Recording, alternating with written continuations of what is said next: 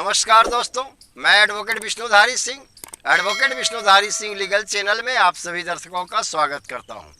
दोस्तों, आज मेरे वीडियो बनाने का टॉपिक है जमीन जायदाद या प्रॉपर्टी खरीदने में पैसे का भुगतान कैसे करें कि बाद में चल के आपको परेशानी न उठानी पड़े, यानी बाद में चल के वह रजिस्ट्री कैंसिल न हो जाए।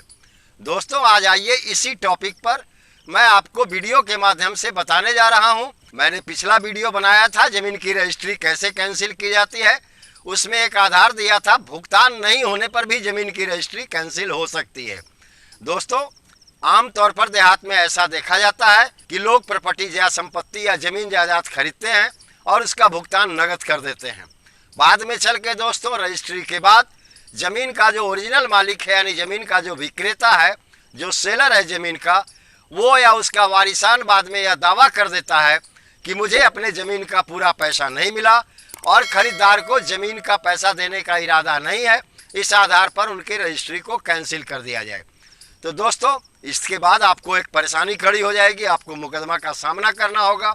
आपको साबित करना होगा कि आप उनका भुगतान किए हैं। चूँकि आपने नगद भुगतान किया है, आपके पास कोई प्रमाण नहीं है। आज इस वीडियो के माध्यम से मैं आपको बताने जा रहा हूँ कि कानूनी रूप से आप अपने भुगतान का प्रमाण अपने पास कैसे रखें ताकि भविष्य में कोई परेशानी न हो। दोस्तों, जब कोई आप जमीन जायदाद या संपत्ति खरीदते हैं तो भुगतान करने का सबसे अच्छा तरीका है ऑनलाइन भुगतान, यानी आप बैंक के खाता से उसके बैंक के खाता में पैसा ट्रांसफ़र कर दें, या आप ड्राफ्ट के द्वारा या चेक के द्वारा। इन तीनों माध्यम से आप अगर उसको पैसा देते हैं तो निश्चित तौर पर आपके खाता में या आपके पास उसका प्रमाण उपलब्ध होता है। दोस्तों, बाद में न्यायालय में आपको साबित करने में भी आसानी होती है। लेकिन एक चौथा तरीका है भुगतान का नगद भुगतान।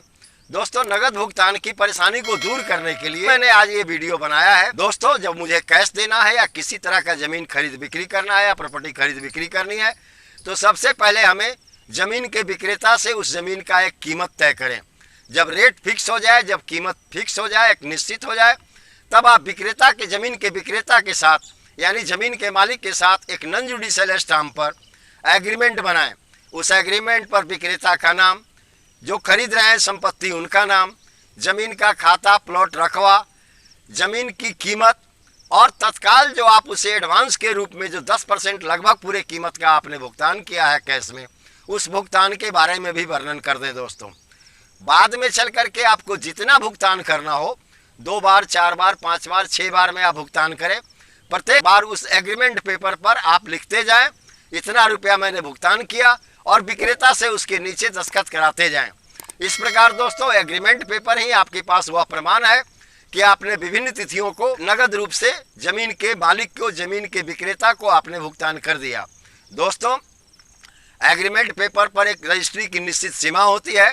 आप तय सीमा के अंदर रजिस्ट्री करा लें, वरना आपका पैसा डूब भी सकता है। दोस्तों, जनरली जो एडवांस दिया जाता है वो कुल कीमत का 10%।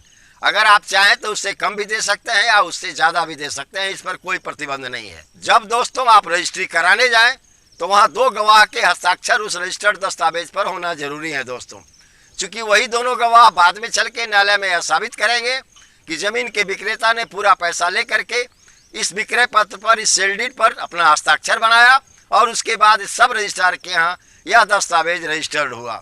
तो दोस्तों, आपको अपने साथ निश्चित तौर पर 2 गवाह अवश्य ले जाने हैं, जो दोनों गवाह में कोई एक गवाह न्यायालय में चल करके आपको प्रमाणित करे कि आपने उनका पैसा नगद भुगतान कर दिया है। दोस्तों, इस प्रकार से ये 2 चीज़ें हुई जो आपके पास प्रमाण स्वरूप हैं।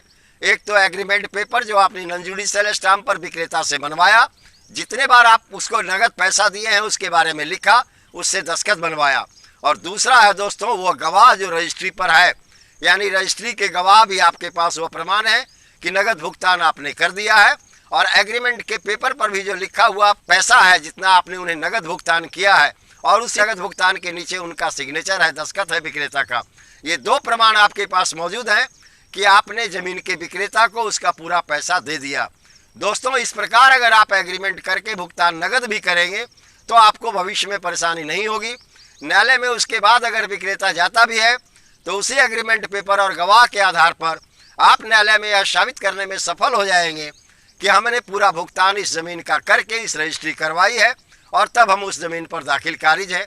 इस प्रकार से दोस्तों आपके ज़मीन की रजिस्ट्री कैंसिल नहीं होगी या बाद में चल के किसी भी प्रकार का नगद भुगतान के बाद कोई परेशानी आपको नहीं हो सकती है। दोस्तों, यह बड़ा इंपॉर्टेंट वीडियो है। दोस्तों, इस तरह का प्रश्न हमारे काफ़ी दर्शकों ने लिखा है कि सर नगद भुगतान किए लेकिन बाद में चल के रजिस्ट्री कैंसिल करने का वो धमकी देता है, तो क्या करें। दोस्तों, अगर इस तरह की व्यवस्था के साथ आप रहेंगे, यानी एग्रीमेंट पेपर और रजिस्ट्री पर गवाह बनवा कर चलेंगे, तो निश्चित तौर पर आपका रजिस्ट्री वैलिड होगा और वह कैंसिल न्यायालय में नहीं हो सकता है। धन्यवाद दोस्तों, विशेष अगले वीडियो में। यहीं पर मेरा वीडियो संपन्न हुआ।